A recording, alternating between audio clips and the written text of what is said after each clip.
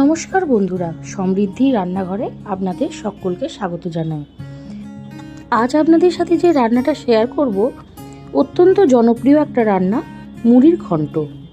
চলুন দেখা যাক কি কি লাগে উপকরণ আর তার সাথে রান্নার প্রণালী। প্রথমে কড়াইতে তেল গরম করে নিতে হবে। এখানে আমি রিফাইন্ড অয়েলই ব্যবহার করেছি, আপনারা চাইলে মাস্টার্ড অয়েলও ব্যবহার করতে পারেন। সামান্য পরিমাণ নুন, হলুদ এবং লেবুর রস দিয়ে মাছের মাথাগুলোকে গোল্ডেন ব্রাউন করে ভেজে তুলে রাখতে হবে। এরপর টুকরো করে কেটে রাখা আলুগুলো লাল লাল করে ভেজে তুলতে হবে। তারপর ফোড়নে দিয়ে দিতে হবে এলাচ, দারচিনি, লবঙ্গ।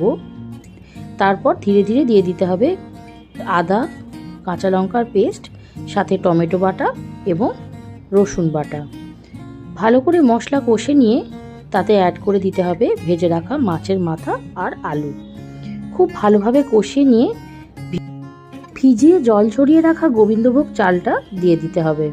তারপর চালটাকে খুব ভালোভাবে কষিয়ে নিতে হবে এবং কয়েকটা চেরা কাঁচা লঙ্কা তাতে দিয়ে দিতে হবে এবং সামান্য পরিমাণ গুঁড়ো গরম মশলা, চিনি, নুন এবং সামান্য একটু ঘি।